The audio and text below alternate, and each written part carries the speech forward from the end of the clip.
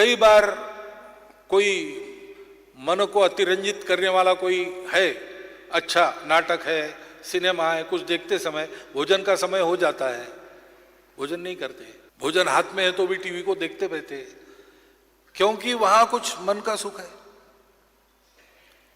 वो भी चाहिए, बुद्धि का भी सुख चाहिए।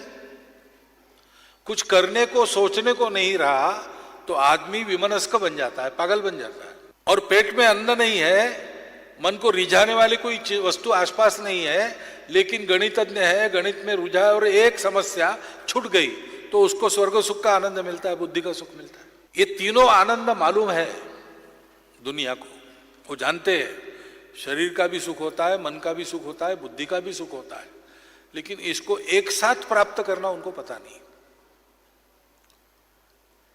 क्योंकि जिसके कारण इन तीनों का जुड़ाव होता है और ये सभी सुख एक साथ प्राप्त करने के लिए मिलकर चल सकते हैं, वो चौथा तत्व उनके पास नहीं है, वो हमारे पास है। मनुष्य को सुखी करने प्रयोग हुए, कितने प्रयोग हुए 2000 वर्षों में। ईश्वर को मानने वाली विचारधारा है, उनका प्राबल्य रहा।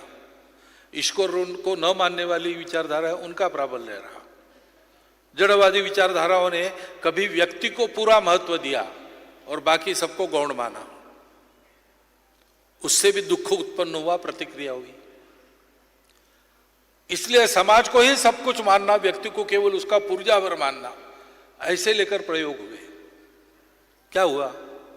उसकी भी प्रतिक्रिया हुई, वो तथाकथित साम्यवाद समाजवाद ध्वस्त हो गया। लेकिन उत्तर नहीं मिल रहा है।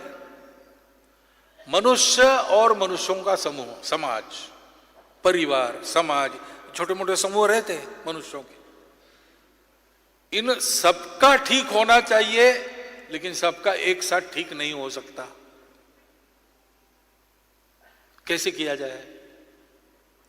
मनुष्य का विकास होता है, सृष्टि का विनाश होता है।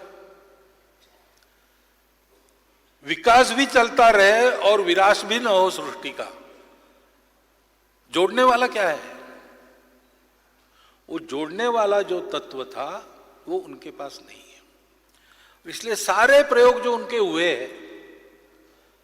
उसके कुछ अच्छे पहलू है, उसमें से कुछ उपलब्धियां है, ये सब है, लेकिन मूल समस्या जो है मनुष्य को सुख, समाधान, शांति की प्राप्ति करा देने वाली एक व्यवस्था देना। मनुष्य निर्मित पिछले 2000 वर्षों की जो सारी व्यवस्था है वो इसमें पूर्णतः असफल रही है।